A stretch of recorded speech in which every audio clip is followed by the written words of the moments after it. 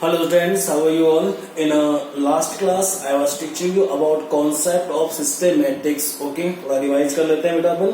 Systematics is a scientific study that provides help to describe, arrange, and giving name to each and every living organisms. Okay, and this systematic is based on special features of species and groups. Okay. ये बात नहीं बात चल रही थी. फिर बात थी कि जो सिस्टमैटिक्स है बेटा, इट हैज 4 फील्ड्स. ठीक है. फर्स्ट आइडेंटिफिकेशन, दूसरा क्लासिफिकेशन है, और तीसरा नोमेनक्लेचर है, और फोर्थ नंबर टैक्सोनॉमी. ठीक है. कि जो आइडेंटिफिकेशन है उसको तो living organism is identified on the basis of its external and internal features. ठीक है. दूसरा था क्लासिफाइड, कि जो क्लासिफिकेशन है is a scientific ordering of organisms in which living organisms are classified into different groups or categories like plants, microbes, animals. ठीक है.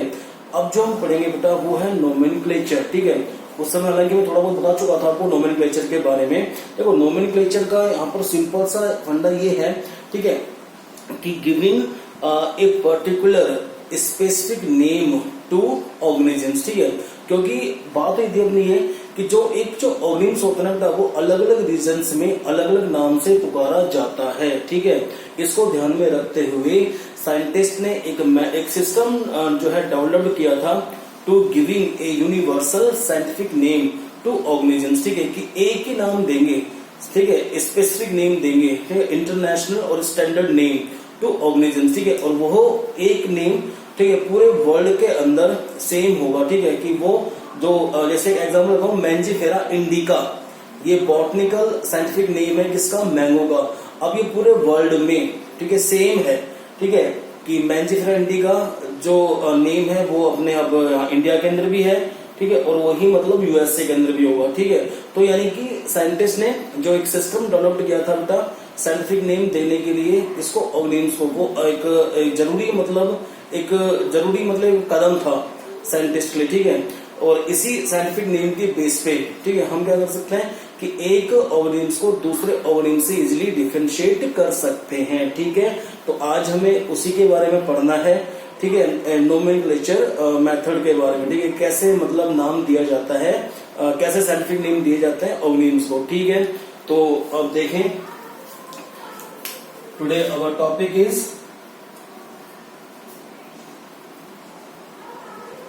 System of scientific names. General में बता चुका हूं आपको इसके बारे में. ठीक है. लास्ट क्लास के अंदर अब थोड़ा सा उसको हम ना डीपली देखते हैं कि इसमें यह है कि the system of scientific name, ठीक है, was explained by Carolus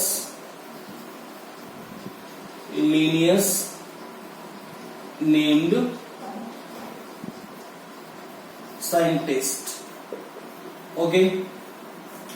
दूसरा क्या था, he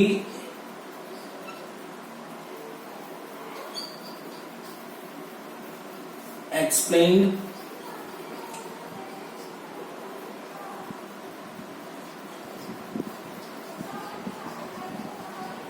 system of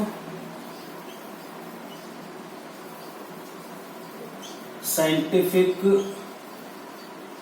names in 10th edition of his famous book. ठीक है. और उस फेमस बुक का नाम था बेटा सिस्टेमा नेचुराई. ठीक है. तो साइंटिफिक नेम के लिए बेटा अलग अलग साइंटिस्ट ने अपनी थ्योरी रिप्रेजेंट की थी. ठीक है. लेकिन लास्ट में जो थ्योरी एक्सेप्ट हुई थी, ठीक है, वो थ्योरी किसकी थी बेटा, कार्लोस लिनियस नेम्ड साइंटिस्ट की. ठीक है. और इन्हीं का जो थ्योरी थी साइंटिफिक नेम देने के लिए ऑर्गेनिम्स को, ठीक है, उसको एक्सेप्ट किया गया था, ठीक है। अब इसमें क्या है कि उन्होंने जो ये सिस्टम था, सिस्टम ऑफ साइंटिफिक नेम, ठीक है, he explained system of scientific names in 10th edition of his famous book and the name of this book was Systema नेचुराe। क्या नाम है उस बुक का? सिस्टेमा नेचुराe, ठीक है।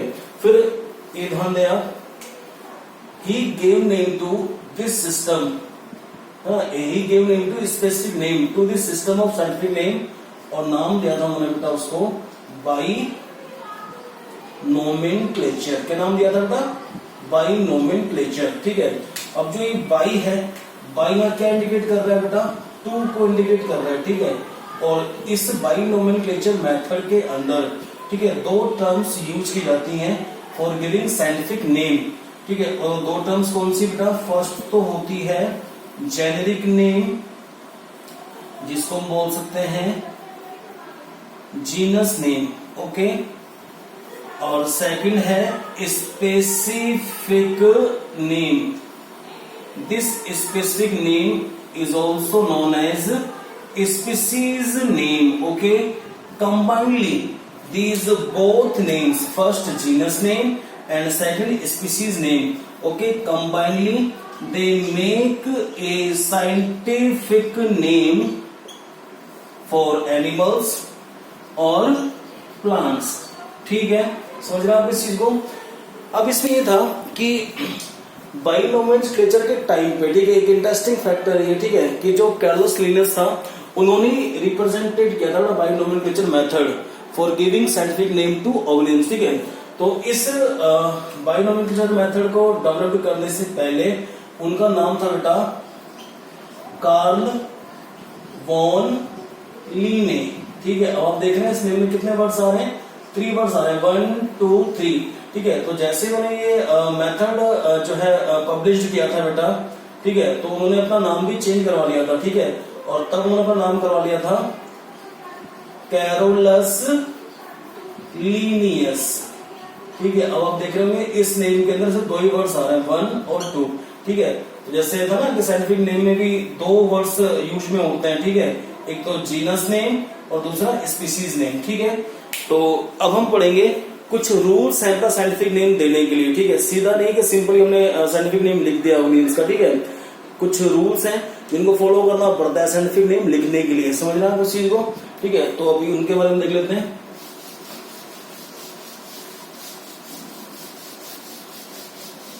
यूनिवर्सल रूल्स है वो, ना, यूनिवर्सल रूल्स।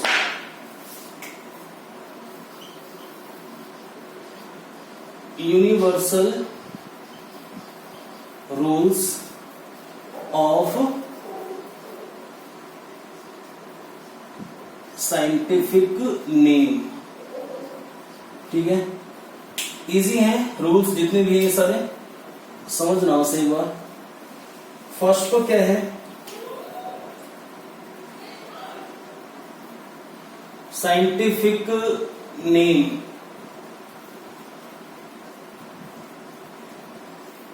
कंसिस्ट, एक तो जीनस नेम होता है बेटा जो फर्स्ट वर्ड होगा, ठीक है, और दूसरा कौन सा होता है जी? स्पीसीज नेम होता है, ठीक है। तो फर्स्ट ये वर्ड और सेकंड स्पीसीज नेम, ठीक है। दोनों मिलकर क्या बनाएंगे बेटा? ये साइंटिफिक नेम बनाते हैं, ठीक है। ये तो था फर्स्ट रूल, ठीक है। सेकंड रूल जो है वो ये है, scientific names are derived from Latin, ठीक है, लैटिन और ग्रीक, ठीक है। अब इसमें आपको ये जानना है कि क्यों लैटिन लैंग्वेज क्यों यूज करते हैं ना साइंटिफिक नेम लिखने के लिए। तो इसमें बड़ा सिंपल सा ये है फंडा कि जो लैटिन लैंग्वेज है ना, लैटिन लैंग्वेज इज डेड, ठीक है। There is no chance to get changes in Latin language, ठीक है। लैटिन लैंग्वेज के अंदर कोई ऐसा नहीं कि उसकी फॉर्म चेंज हो जाए या स्पेलिंग चेंज हो जाए, ठीक है। इसलिए साइंटिस्ट ने किसको यूज किया था? लैटिन लैंग्वेज को, ठीक है, for writing for giving scientific name to organisms, ठीक है। तो ये कह सकते हैं कि भाई इसमें कोई चांसेस नहीं है चेंजेस होने के लैटिन लैंग्वेज के अंदर, ठीक है। That's why this language Latin language is used for return scientific name, ठीक है। साइंटिफिक नेम लिखने के लिए इसको यूज किया गया था, ठीक है। दिस लैंग्वेज इज डेड, समझ रहे हैं आप इस चीज को। दूसरा क्या है, तीसरा जो फीचर्स इसका वो ये है, फीचर नहीं रूल्स जो है बताया ना, तीसरा जो रूल है साइंटिफिक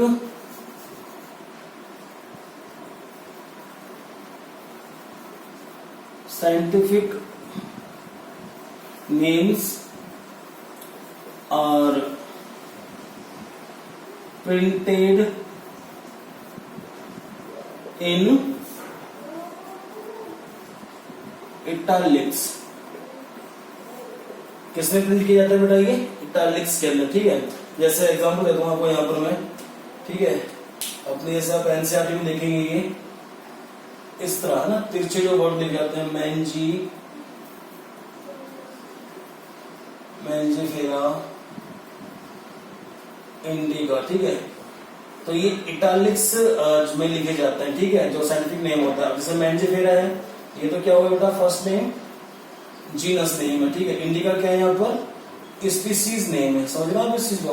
और दोनों मिलकर क्या देंगे, ये बनाते हैं साइंटिफिक नेम, समझ रहे हो आप इस चीज को, ये है, ठीक है। और ये साइंटिफिक नेम किसका है बेटा, मैंगो का, ठीक है। तो जो साइंटिफिक नेम्स हैं, scientific names are printed in italics, ठीक है। ये 3 रूल्स हैं, ध्यान रखना आप इस चीज का, ठीक है। फिर जो 4th रूल है इसका साइंटिफिक नेम लिखने के लिए, वो 4th रूल में ये है कि if scientific names are hand written then genus and species name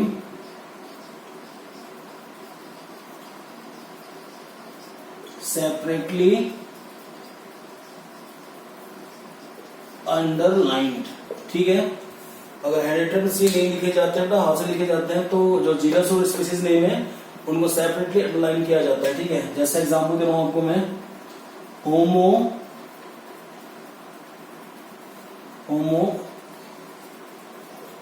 sapiens, ठीक है। ये तो होमो तो ये ह्यूमंस का साइंटिफिक नेम है, ठीक है। जीनस है and this one is species, okay. तो अब आप देखें कि अंडरलाइन कर दिया मैंने, ठीक है। अगर ये हाथों से लिखे जाते हैं तो ठीक है, तो separately genus name and species name are separately underlined, ठीक है, if scientific names are hand written, okay. फिर आप देखें 5th जो यूनिवर्सल रूल है इसका साइंटिफिक नेम लिखने के लिए, वो ये है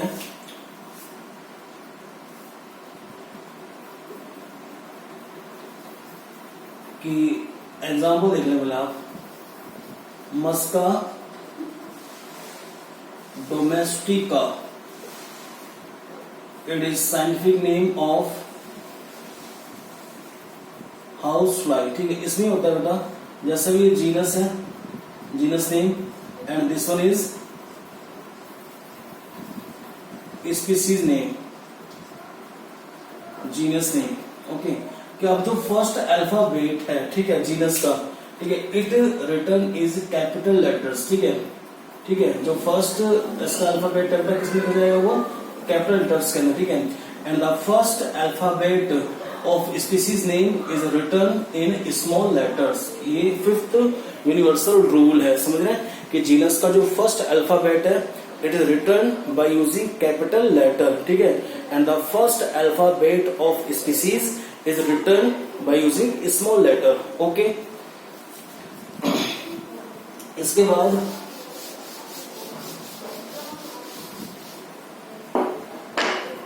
अब आपको पढ़ना है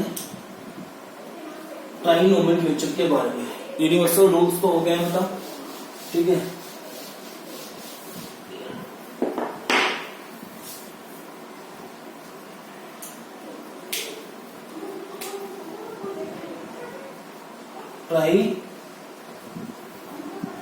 ट्राइनोमेनक्लेचर। इस केस में क्या होता है बेटा, 3 वर्ड्स लिखे जाते हैं, ठीक है। एक तो जीनस नेम होता है, पता है वो आप पढ़ चुके हैं बाइनोमेनक्लेचर के अंदर, genus name plus species name plus variety name, ठीक है। वैरायटी नेम में या तो बेटा प्लेस नेम आ जाएगा, प्लेस नेम, या ऑथर नेम, ठीक है, या फिर किसी साइंटिस्ट का नाम जिन्होंने डिस्कवरी की है, ठीक है। तो ये वैरायटी नेम के अंदर आएंगे, ठीक है। अब जैसे एग्जांपल देता हूं आपको मैं, मैंजीफेरा इंडिका लीन, ठीक है। तो इसमें आप देख रहे हैं 3 वर्ड्स हैं, मैंजीफेरा ये जीनस नेम है, इंडिका स्पीसीज नेम है, और लीन यहाँ पे साइंटिस्ट नेम है, ठीक है। Who gave this scientific name for mango, जिन्होंने ये मैंगो के लिए साइंटिफिक नेम दिया था लीनियस ने, ठीक है। तो उसको बोलते हैं ट्राइनोमेनक्लेचर। इसमें 3 चीज आ रही है, 3 वर्ड्स आ रहे हैं। फर्स्ट जीनस नेम आ रहा है, सेकंड स्पीसीज नेम आ रहा है, और थर्ड वैरायटी नेम आ रहा है, ठीक है। It is called trinomenclature. जैसे एक एग्जांपल बताऊं आपको मैं, होमो सेपियंस यूरो, first genus, second species, third European race, ठीक है। This one is scientific name of human of European race, ठीक है। तो यूरोपियन रेस के लिए क्या आ गया, यहाँ पे यूरो आ गया है, ठीक है। तो समझेंगे, दिस वन इज ट्राइनोमेनक्लेचर। अब हम बात करते हैं कि अगर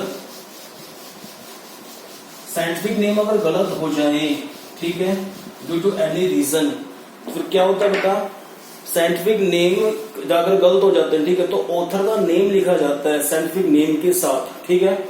इट इज कॉल्ड पैरेंथेसिस। क्या कहलाती है बेटा, ये पैरेंथेसिस, ठीक है। समझना, आपसे कहना चाह रहा हूं आपसे कि if scientific name is wrong due to any reason, ठीक है, अगर वो गलत हो जाता है, then author name is written along with this scientific name, ठीक है। जिसने इसका नाम दिया था उस ऑथर का नाम लिखा जाता है। It is called parenthesis. समझ रहे हैं आप इस चीज को, ठीक है। और कुछ साइंटिफिक नेम ऐसे होते हैं बेटा जिनमें जीनस नेम और स्पीसीज नेम दोनों सेम होते हैं। समझ रहे हैं आप इस चीज को, ठीक है। ऐसा नहीं है कि जीनस नेम अलग है और स्पीसीज नेम अलग होगा, ठीक है। ये दोनों नेम क्या होते हैं, सेम होते हैं, ठीक है।